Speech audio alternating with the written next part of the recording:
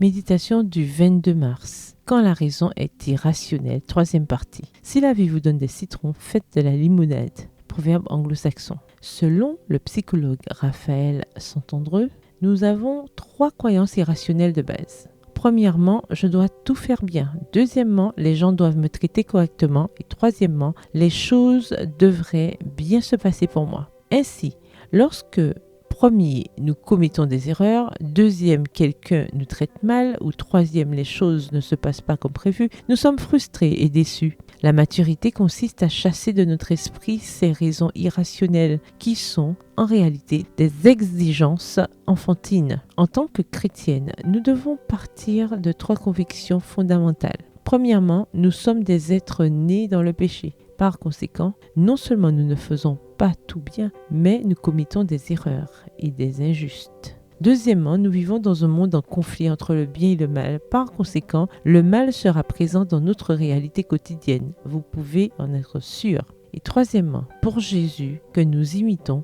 les choses n'ont pas été favorables. Il a subi des critiques, le rejet, la persécution, l'incompréhension de sa famille et une mort ignominieuse. Devons-nous nous attendre à de grands privilèges dans nos vies? C'est une chose de désirer faire ce qui nous tombe sous la main avec excellence. Être bien traité par les gens ou avoir un avenir favorable. Mais transformer ses désirs en besoins, c'est ouvrir la porte au malheur, à l'insatisfaction, l'anxiété, la tristesse. Ce qui a un sens, c'est de profiter de tout ce que la vie met sur notre chemin pour notre croissance chrétienne individuelle et la diffusion de l'Évangile, qui est notre contribution à la culture collective.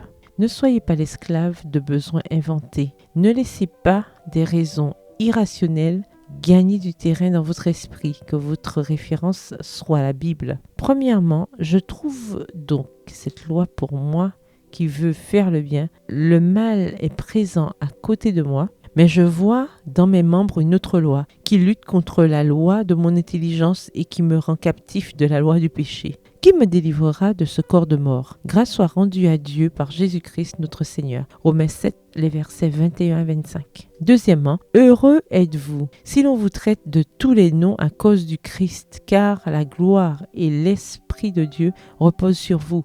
1 Pierre 4, verset 14 dans la version Bible des peuples. Et troisièmement, nous disons bienheureux ceux qui ont tenu ferme. Vous avez entendu parler de la fermeté de Job. Et vous avez vu la fin que le Seigneur lui accorda, car le Seigneur est plein de compassion et de miséricorde. Jacques 5, le verset 11. Le verset du jour se trouve dans Psaume 16, verset 11. Tu me feras connaître le sentier de la vie. Il y a abondance de joie devant ta face, des délires, devant ta face, des délices éternelles à ta droite. Psaume 116, verset 11. Bonne journée, que l'Éternel vous bénisse.